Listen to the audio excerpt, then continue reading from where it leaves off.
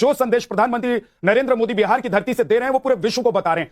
क्या एक बड़ा एक्शन हमको बहुत जल्द देखने को मिलने वाला है? प्रधानमंत्री जी ने लगातार कहा है कि जो भी वो चीजें हैं वो हमेशा जिस तरीके से करते हैं उसमें रिजॉल्व बहुत ज्यादा होता है। उन्होंने बहुत क्लियर कहा है और मैं मानता हूं कि बिहार में खड़े होकर आमतौर पर आदरणीय प्रधानमंत्री जी इंग्लिश में भाषण नहीं देते, पूरी दुनिया को साफ किया है कि आतंकवाद करने वाले, आतंकवाद को पालने पोसने वाले, आतंकवाद को समर्थन करने वाले हर एक व्यक्ति को अब हम छोड़ने वाले नहीं। अगर हम उसे धरती के आखिरी कोने तक भी जाकर उनको मारना पड़े, धरती में घुसकर पाताल में भी मारना पड़े और आकाश में भी, तो हम उनको बख्शेंगे नहीं। Message loud and clear, 140 crore का देश है, हम आतंकवाद के सामने झुकने वाले नहीं। दो चुनौतियां हैं शिवम।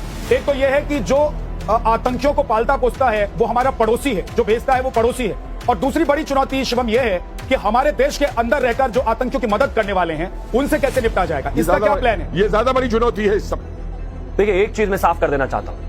आदरणीय प्रधानमंत्री जब शुरुआत में प्रधानमंत्री बनकर आए थे, उन्होंने कहा था कि हम 140 करोड़ का देश हैं, लोगों पर इंटरनेशनल प्रेशर बनाने की ताकत हम में, हम पर कोई प्रेशर बना ले जाए ऐसा नहीं हो सकता। आज पूरी दुनिया हमारे साथ खड़ी है, आज हर एक व्यक्ति हमारे साथ खड़ा है और इसमें मुझे लगता है कि किसी से बहुत ज्यादा क्लियरेंस की आवश्यकता नहीं है। जहां तक आपने देश के अंदर की बात कही, मैं मानता हूं कि इस तरह के विषय में तो हर कोई व्यक्ति देश के साथ है और होना पड़ेगा सबको।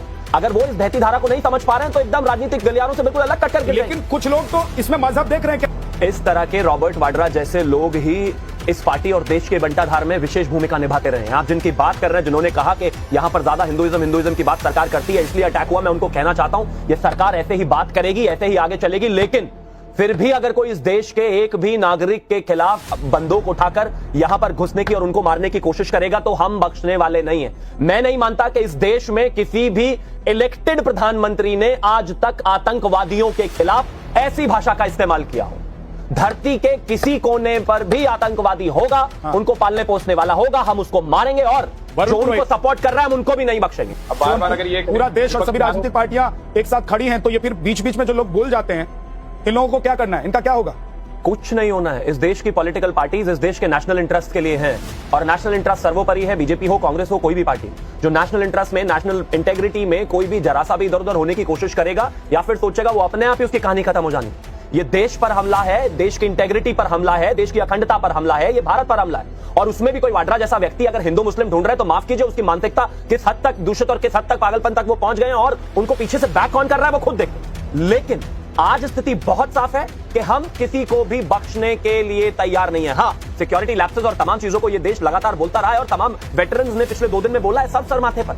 लेकिन जब कोई हमारे घर में घुस रहा है, हमारे देश में घुस रहा है, तो सबसे पहले पलटकर उसे मारने की आवश्यकता है। एक एक की जिम्मेदारी तय होगी, कोई बचेगा नहीं। ठीक है। लेकिन पहले जो अपने घर में है उसको मार के खत्म करके और जो हमें आंखें दिखा रहा है पहले उसको मारने की आवश्यकता है। मैं मानता हूं कि यहाँ पर सबको साथ खड़े होना चाहिए और खड़े हैं। लेकिन अगर कुछ लोग साइड में ये हिंदू मुस्लिम और न जाने क्या क्या कर रहे हैं, मैं मानता हूं कि अगर आपके बस की साथ खड़ा होना नहीं है तो साइड बैठ जाइए। ये सरकार ऐसी नहीं है, चुपचाप बैठी हमारे साथ जुड़ गए। दूसरी बात, चाहे मेजर जनरल जीडी बख्शी हो, चाहे कपिल कुमार हो, पुरोहित हो, और मुझे लगता है कि बाकी के 2 भी यहां पाकिस्तान को जवाब देने आए थे।